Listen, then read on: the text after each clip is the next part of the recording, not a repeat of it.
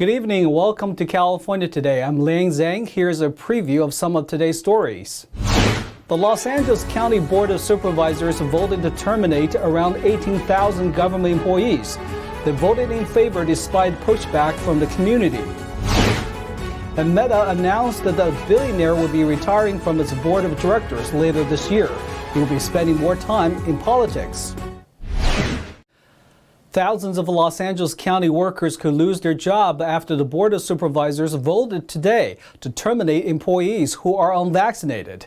Community members and law enforcement spoke against the motion. NTD's Jamie Joseph reports. The Los Angeles County Board of Supervisors approved a motion to terminate all unvaccinated county employees in an effort to crack down on the LA Sheriff's Department, which has not required its workforce to be vaccinated. Sheriff Alex Villanueva said that up to 4,000 of the department's deputies could be terminated under this new ordinance. The board voted on a motion to terminate all unvaccinated county employees on February 8th, introduced by Supervisor Sheila Kuehl. Dozens of Angelenos called in to oppose the measure, along with over 40 submitted written comments in opposition. If enacted, 18,000 county employees will lose their jobs. Kuehl introduced the motion as a disciplinary action against defiance of the county's vaccination policy. But 6 months have now passed, and we don't have 100% compliance. And the refusal to get vaccinated or to request an exemption, that is not even to register in the system and do one or the other, really puts county lives at risk, and it is simply unacceptable. Sheriff Villanueva called in at the start of the meeting to urge the board to oppose Kuehl's motion.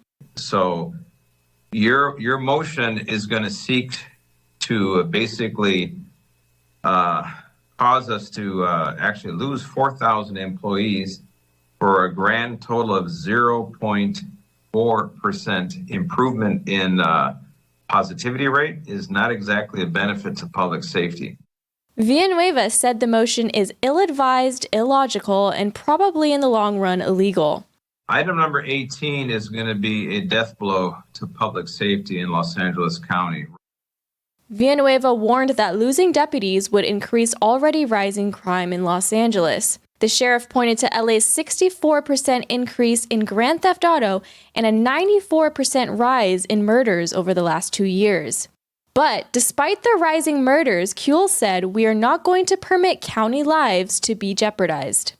If you will not take this matter seriously and enforce it in your department, the county director of personnel is willing to do so. But to punish the sheriff's employees by a significant change in the charter, we would submit is not only potentially illegal and may run afoul of the state constitution and the Peace Officer Bill of Rights, but it'll also be incredibly disruptive to the very men and women that you're counting on a day in and day out. Jim Cunningham, representing the Los Angeles Peace Officers Association, said the association stands in strong opposition to any changes to the current county's civil service rules. There has to be other tools and other available avenues to address concerns that the Board of Supervisors may have with the establishment or with the Sheriff's Department. And unfortunately, the Sheriff's Department is the only department in the county that's refused to implement this policy. And that's, I think, why we're here today. I think we were left with no other choice. The board will amend the LA County Code on March 15th to prohibit unvaccinated employees. Jamie Joseph, NTD News, Los Angeles. A sick leave bill recently passed the state legislature. The bill will require employers to retroactively pay for employees' sick leave for the CCP virus, also known as COVID-19. Groups representing independent businesses said the bill will make recovery more difficult. Assembly Bill 84, titled COVID-19 Supplemental Paid Sick Leave, will apply to businesses with more than 26 employees. The bill also allocates $1.9 billion to California's COVID-19 Emergency Fund. The vast majority of the funds will go to the Department of Public Health for various COVID-related responses. It seeks to provide paid sick leave for all COVID-19 related absences between January 1st to February 30th of this year. Full-time employees can receive 80 hours of paid sick leave under this bill. Part-time employees are paid based on average hours worked per week. Employers will pay the sick leave. They must also pay for employees' household members who get sick. The bill currently has no language to offer a federal tax credit that previous bills had. Labor unions praised the bill during a Monday hearing, while opponents said it will burden businesses during their recovery from previous shutdowns. John Kabatek, state director of the National Federation of Independent Business, said the bill is a massive cost to job creators. He said, "It's important to point out that it's not just cost, but it's more recording requirements and opens the doors to liability for small businesses." The state's restaurant industry bore the weight of many such restrictions, according to California Restaurant Association's Senior Legislative Director, Katie Hansen. Hansen said restaurants were the first to be closed during the pandemic and will be the last to recover. She said the new costs are another layer to overcome before restaurants can rebound. AB 84 passed the legislature on Monday and will soon head to the Senate. The San Francisco Police Department is investigating a series of bank robberies that have plagued the city since earlier this year. Between January 25th and February 5th, there have been 7 bank robberies in the city of San Francisco. The suspect is described as a black male with a medium complexion, possibly in his mid-20s or mid-30s, approximately 5'10" tall, lean, and weighs around 150 pounds. The suspect enters a bank and hands a teller a threatening note and demands money. In all incidents, the tellers have complied and provided the suspect with money. The suspect then flees the bank. The investigation is ongoing. SFPD is seeking the community's help to identify and locate the suspect. A Silicon Valley billionaire will be leaving Facebook's parent company Meta's board of directors later this year. He intends to invest his time in the political sphere. NTD's Eileen Eng has the details. Meta announced that PayPal co-founder Peter Thiel will be resigning from its board of directors after the company's annual shareholder meeting this year. A person familiar with the situation said Thiel aims to spend time helping elect candidates who he believes will advance former President Donald Trump's agenda in the U.S. midterms this year. Thiel was one of the earliest investors in Facebook and joined the company board in April 2005. He became a Facebook investor in 2004 when he provided $500,000 in capital at a $5 million valuation for a 10% stake in the company and a seat on its board of directors. In a statement, Meta founder Mark Zuckerberg said, "Peter has been a valuable member of our board, and I'm deeply grateful for everything he has done for our company, from believing in us when few others would, to teaching me so many lessons about business, economics, and the world." In a statement, Thiel said it has been a privilege to work with one of the great entrepreneurs of our time. A man was fatally shot while driving on the freeway in Oakland on Friday night. This marks the second fatal freeway shooting for the city this year. The California Highway Patrol responded to a crash on Interstate 880 at approximately 5:15 p.m. At the crash site, they found a man fatally shot in his car. The victim was later identified as Gene Ransom, who was a former star basketball player for UC Berkeley and Berkeley High School. Ransom worked for 20 years with a nonprofit organization called Athletes United for Peace and was heavily involved with the local youth. The incident ended up closing down part of the freeway for several hours. The CHP arrested the San Francisco resident Juan Angel Garcia on suspicion of the shooting. So far, the CHP has not released any motives. An investigation is still ongoing. And coming up, Super Bowl Sunday is this weekend in Los Angeles, and local officials are saying it's a game changer for LA area businesses. That and more here on NTD News.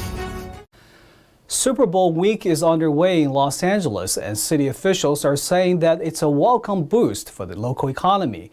The host stadium is set not only to host game day, but also major events for the coming years. NTD's Jason Blair has more. This coming Sunday, the Super Bowl will be held at SoFi Stadium in Inglewood. According to city officials, it's expected to bring in about $500 million to local businesses in the Los Angeles region. And get this, $500 million of investment for the Los Angeles area.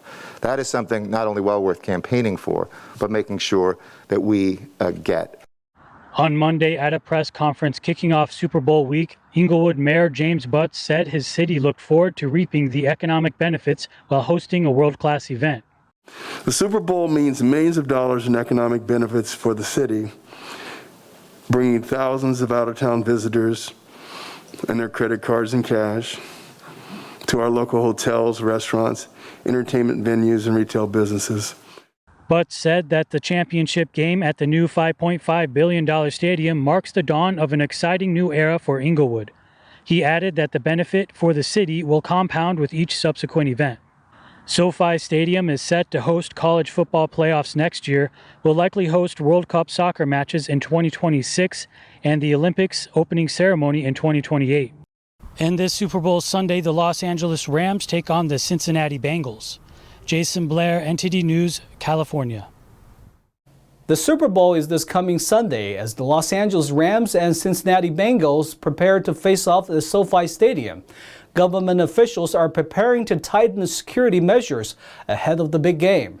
We have no information of a specific credible threat against the Super Bowl. What this is all about is planning and preparation to prevent any incident from occurring. And it requires the dedication and the tireless work of extraordinary personnel in law enforcement, in the security environment, to ensure that that remains so. The U.S. Homeland Security Secretary Mayorkas said his agency, as well as state and local law enforcement, have undertaken extensive preparations to make sure the event is safe. He said anyone and everything that enters the perimeter of SoFi Stadium will be screened. Security specialists are also working to combat any human trafficking that may accompany the festivities. NFL Chief Security Officer Kathy Lanier said the Super Bowl has been designated as a special assessment. A special assessment, a rating 1 level event. This means the event has significant national or international importance that requires federal level security. Officials stressed that the security will also extend to other Super Bowl events. Shootings against police officers are up this year. A sheriff from Southern California explained what's leading to the increase in violence, citing both legislation and media. The National Fraternal Order of Police reported that 30 police officers were shot in January this year nationwide. Of them, 5 were killed. Compared to January last year, 20 officers were shot. 2021 tied for the deadliest year for police officers in the last 10 years. 73 officers were feloniously killed. Orange County Sheriff Don Barnes told NTD sister media The Epic Times that several factors have contributed to the high numbers. Barnes cited narratives such as defund the police as attacks on rule of law. He agreed that the media has played a negative role in shaping public opinion towards police officers. Barnes said those narratives have caused certain segments of criminals to act more aggressive toward law enforcement. Suspects are becoming more non-compliant, resulting in escalating confrontations. The Southern California sheriff brought up attacks on rule of law going back to 2001. Barnes listed public safety realignment, reducing certain felonies to misdemeanors, and releasing nonviolent state prisoners. Barnes said the definition of nonviolent for prison release was very limited in its definition. If a prisoner had sexually assaulted a sleeping woman or physically assaulted a peace officer, then they are still classified as nonviolent. This week, the governor appointed 2 new secretaries for governmental positions. They will be heading the operations and transport agencies. NTD's David Lamb reports. In a recent announcement, Governor Gavin Newsom appointed 2 new secretaries to head state agencies. For Secretary of the California Government Operations Agency, or GovOps, he appointed 48-year-old Amy Tong, who currently serves as Director of Office of Digital Innovation. GovOps is responsible for state operations, including procurement, IT, and human resources. Tong previously served as State Chief Information Officer and earned an MBA degree from CSU Sacramento. For Secretary of the California State Transportation Agency, Newsom appointed Caltrans Director Tokes Omashakin, age 44. Omashakin holds a Master of Arts in Urban and Regional Planning from Jackson State University, and he's been the Caltrans director since 2019. Both secretary positions require Senate confirmation with a compensation of nearly $220,000. Both Tong and Omishakin are registered without party preference. David Lamb, NTD News, California. An autonomous vehicle startup in Palo Alto is planning to solve the truck driver shortage issue with an autonomous trucking through its partnership with Walmart. CalTech delivers groceries and other goods from big distribution centers to retail locations. It has been in a partnership with Walmart since last year. The Palo Alto-based company operates a fleet of 25 autonomous trucks and has pilot programs in Arkansas, Louisiana, and Ontario, Canada. CalTech expanded to Texas last year. We became the first company to operate in a fully driverless manner on a public road in a commercial capacity. So improved safety for the truck and the other road users is something that we can offer today. The autonomous trucks use a 360-degree field of view. Its software is a hybrid between classic robotics and machine learning-based algorithms. Currently, CalTech's trucks avoid making multiple lane changes for safety. They can avoid schools, hospitals, and fire stations. The autonomous trucks deliver online grocery orders from one of Walmart's warehouses to a retail location where customers can pick them up. One of the best ways we can address this growing shortage is by adopting automation. According to Narang, the trucking industry needed 60,000 drivers last year. He expects the demand to grow to 160,000 by the end of this year. The appeal court threw out one of the largest patent infringement rulings against two tech giants. The case originally awarded over $1 billion to CalTech for data transmission patent. A U.S. appeals court threw out a jury verdict that ordered Apple and Broadcom to pay the California Institute of Technology $1.1 billion. It also upheld the jury's findings that Apple and Broadcom infringed on two CalTech patents. The court also ordered a new trial to determine if the two tech companies infringed a third patent. Circuit Judge Richard Lin from the U.S. Court of Appeals for the Federal Circuit said the ruling was, quote, legally unsupportable. CalTech had argued that the school could have negotiated licenses with Apple for devices containing chips from Broadcom. Lin said CalTech was giving different treatment to the same chip at different points in the supply chain. The original case decision was made in January 2020. It was one of the largest ever in patent cases. CalTech sued the two tech companies in May 2016, accusing them of infringing on data transmission patents. The jury ordered Apple to pay about $840 million and Broadcom just over $270 million to CalTech. Neither CalTech, Apple, nor Broadcom responded to requests for comment. CalTech, based in Pasadena, has also sued Microsoft, Samsung, Dell, and HP for alleged infringement of the same patents. Those cases are pending. Falling in love or falling victim? It may be both. The FBI warns the public about romance scams, also known as confidence fraud, and how to avoid it. We hear more from NTD's David Lamb. According to one study, California ranks number 1 for most targeted states for romance scams. With Valentine's Day coming up, the FBI warns the public about becoming a victim. What better month than February to shed some light on a fraud scheme we commonly refer to as romance scams? Now that meeting people online is commonplace, the FBI says to be aware if the individual seems too perfect or quickly asks to go offline. These occur when a criminal adopts a fake online identity to gain a victim's affection and trust. Then, the scammer uses that illusion of a romantic or close relationship to manipulate and steal from the victim. This also includes the grandparent scheme and any scheme in which the perpetrator preys on the victim's heartstrings. The FBI says to research the person's photo and profile using online searches to see if it's been used elsewhere. Other red flags are if they try to encourage isolation from friends and family. They may also request inappropriate photos or financial info. Might someone you know and love fall prey to a romance scam? You may just save a loved one from emotional pain and financial suffering. In January this year, authorities were seeking 2 fugitives allegedly running an illegal business tied to romance scams. The DOJ said the fugitives scammed nearly $1.1 million in 2017 from romance scam victims.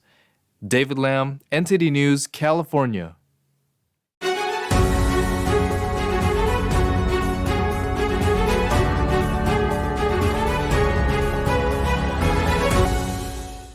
Now to NTD's Thomas Christian for an update on sports.